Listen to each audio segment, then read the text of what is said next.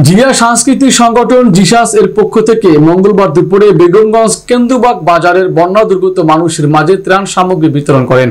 এ সময় উপস্থিত ছিলেন জিয়া সাংস্কৃতিক সংগঠন জিসাস কেন্দ্রীয় কমিটির সাংগঠনিক সম্পাদক নুরুল হুদা কারি, ধর্ম বিষয়ক সম্পাদক হাফেজ জাহাঙ্গীর আলম, প্রবাসী জসিম উদ্দিন, উপজেলা বিএনপির যুগ্ম সাধারণ সম্পাদক হাবিবুর রহমান আজাদ, বেগমগঞ্জ ইউনিয়ন বিএনপির সাংগঠনিক সম্পাদক মীর মাসুদ সহ অনেকেই।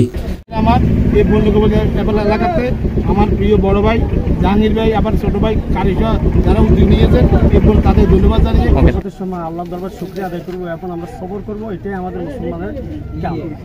বিশেষ করে আমি জিয়া সাংস্কৃতিক সংগঠন এবং জিসাস কেন্দ্রীয় নির্বাহী কমিটির নতুন নির্বাহী কমিটির পক্ষ থেকে আমি ধর্ম বিষয়ক সম্পাদক হাফেজ মোহাম্মদ জাহাঙ্গীর আলম আপনাদের সামনে উপস্থিত হয়েছি।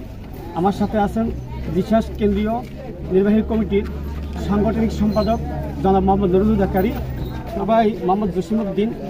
আমাদের উদ্যোগে আমরা আমাদের এলাকাবাসী যারা ক্ষতিগ্রস্ত বন্যা আক্রান্ত হয়েছে এবং ক্ষতিগ্রস্ত অবস্থা আছে, আমরা তাদের জন্য আমাদের উদ্যোগে আমাদের পক্ষ থেকে আমরা কিছু ত্রাণ নিয়ে আসছি, কিছু হাদিয়া নিয়ে আসছি।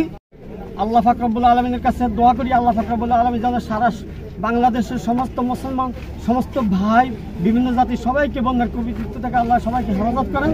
বাংলাদেশ জাতীয়তাবাদী দল জিসাস কেন্দ্রীয় কমিটির পক্ষ থেকে আমার এই 9 নং মিরাজপুর ইউনিয়নে আমরা আজ বন্যা কবলিত এলাকার সবাইকে ত্রাণ দিতেছি এবং আমাদের নেতা বরকতুল্লাহ ভুল ভাইয়ের নির্দেশে আমরা সব ইউনিয়নে পর্যায়ক্রমে আস্তে আস্তে আমরা ত্রাণ বিতরণ করব।